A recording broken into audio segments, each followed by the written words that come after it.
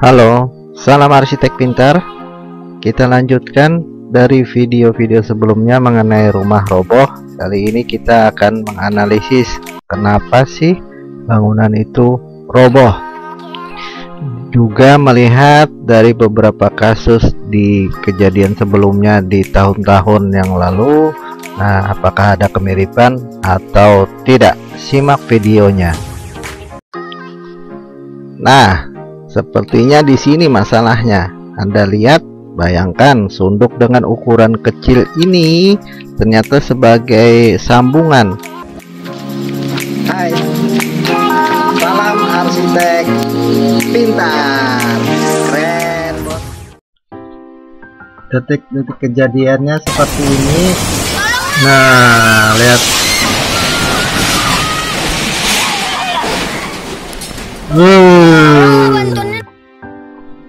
Jika kita melihat ada kejadian rumah roboh, runtuh atau ambruk, maka yang pertama yang tertuduh biasanya adalah fondasi. Apa benar demikian? Yang kedua adalah karena faktor kelebihan beban. Nah, dua faktor itu yang biasa dituduh sebagai alasan utama. Tetapi masalahnya pada kejadian terakhir adalah bangunan sudah berdiri selama 15 tahun. Nah, kenapa itu sampai terjadi? Apakah karena pondasi, kelebihan beban? Nah, kenapa terjadinya 15 tahun? Ini pertanyaan dasarnya. Nah, taksiran dari kami adalah itu karena ada kerusakan. Nah, kerusakannya akibat dari penggunaan material, terutama kayu. Karena begitu rusak, maka beban yang semula bisa ditumpu oleh kekuatan konstruksi fondasi dan rangka bangunannya tiba-tiba menurun, dan itulah kenapa terjadi sampai dalam hitungan menit bangunan bisa ambruk.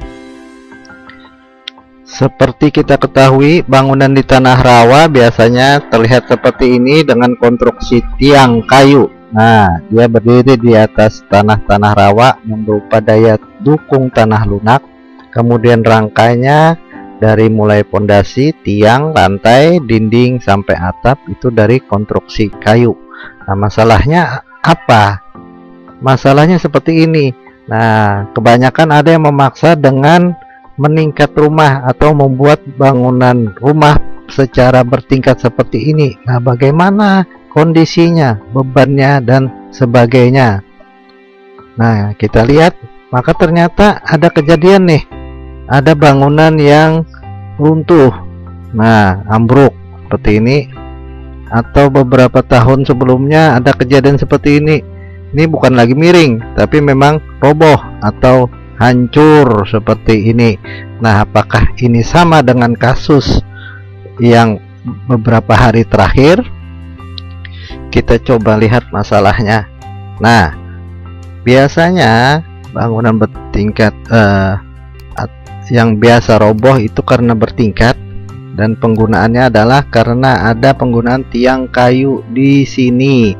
Kemudian untuk penambah daya dukung tanah dipakai pancangan ya, pancangan dengan kayu galam, lalu di atasnya dipasang elemen konstruksi kayu ulin yaitu kalang. Kemudian kalang ini menopang sunduk nih, dan sunduk ini adalah pengikat pengunci tiang kayunya. Ini tiang kayu di sini. Nah, bayangkan saja jika tiang kayunya di sini menurut penelitian bisa menopang kekuatan 500 kilo sampai dengan 1 ton dengan penggunaan kayu ulin ukuran biasanya 10x10 atau 12x12, itu dipakai rapat mungkin mampu menopang beban. Kemudian pondasinya pancang. Nah, jika biasanya dipakai pancangan dengan panjang galam 5 meter, diameter 10-15 cm, maka menurut penelitian beban yang bisa ditampung oleh satu galam itu sekitar 300-500 ton gaya. Sehingga jika dipakai berkelompok ada 4 atau 6 dan sebagainya dengan variasinya, maka bisa saja menopang 500 sampai 1 ton gaya. Masalahnya di mana? Nah, kita lihat ya. Kita lihat. Nah, ini adalah gambar dengan konstruksi tiang. Kemudian di sini ada pancangan galam, lalu di sini ada kalang. Setelah itu ada elemen sunduk. Nah, sunduk ini dimasukkan dengan melubangi tiang di sini. Nah, sepertinya di sini masalahnya. Anda lihat, bayangkan sunduk dengan ukuran kecil ini ternyata sebagai sambungan antara galam yang kita bisa perbanyak dengan tiang yang kita bisa perbesar. Tetapi ukuran yang terbatas seperti ini, maka Anda bayangkan 500 kilo sampai 1 ton gaya, itu apakah sunduk ini mampu nih sebagai pengait? Nah, ini yang kebanyakan terjadi, bahwa kemampuan sunduk ini yang tiba-tiba dengan kerusakan-kerusakan, kropos, lapuk dan sebagainya dalam hitungan bulan bahkan tahun akan berkurang, dan ini yang menyebabkan bangunan itu ambruk. Kita lihat. Nah, ini. Nah, di sini ada konstruksi tiang kayu dengan pancangan galam dengan elemen kalang dan sunduk serta tiang kayu ulin. Nah, masalahnya ini adalah karena ada material awal yang misalnya ada cacat kayu, kemudian umur kayu. Nah, ini kelihatan bahwa ternyata kayu itu punya kemampuan bertahannya. Di sini misalnya ada pecah, cacat dan sebagainya. Nah, kekuatan kayu ini yang menurut kami adalah sebab kenapa sampai kasus terakhir 15 tahun baru terjadi adanya kerobohan strukturnya. Nah, karena memang material kayu ini bisa mendadak hancur.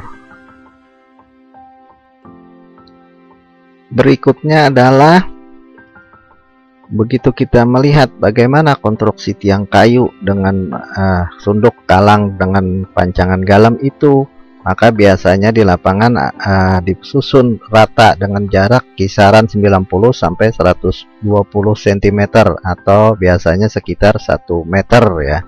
Jadi dianggap beban merata. Nah, masalahnya adalah di atas sebenarnya beban bangunan itu tidak merata. Ada tumpuan besar bagian dinding atau sisi-sisi bangunan. Nah, itu yang biasanya tidak kuat.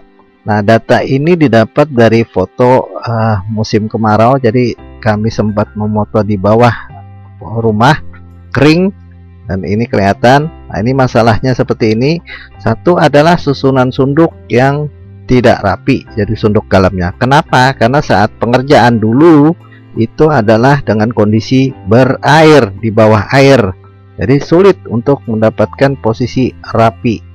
Yang kedua adalah seperti ini. Nah, ini kalang itu ditumpuk pada kepala galam ya. Lalu posisi sunduk. Nah, kita akan lihat ini sunduk kecil ini apakah mampu dia menopang beban yang berat ratusan kilo. Nah, ini yang terjadi. Ternyata sunduk ini bisa patah. Kenapa? Karena satu, ukurannya kecil. Yang kedua, karena ukuran kecil biasanya di pasaran dipakai kayu-kayu yang tidak kualitas rendah, bisa cacat dengan mata kayu, pecah dan sebagainya, ataupun kondisi umur kayu ulin yang muda. Nah, ini kelihatan nih patah. Nah, dan patahnya memang benar di posisi tiang karena beban ini berat. Dan apakah sunduk ini mampu untuk menyalurkan beban dari tiang kemudian disalurkan ke kiri kanan samping pada kalang dan pondasi? Nah, disinilah letak faktor utama dari kerusakan kerobohan bangunan rumah di Tanah Rawa. Kita lihat lagi. Nah, posisinya ngeri kan. Nah, ini adalah foto real yang kami dapat di lapangan, sehingga bukan lagi taksiran atau teori. Nah, ini memang sering terjadi.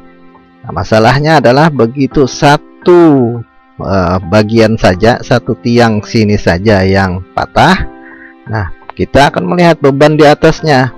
Begitu bebannya berat, maka dia akan tertarik sehingga bisa-bisa semua bangunan rumah roboh.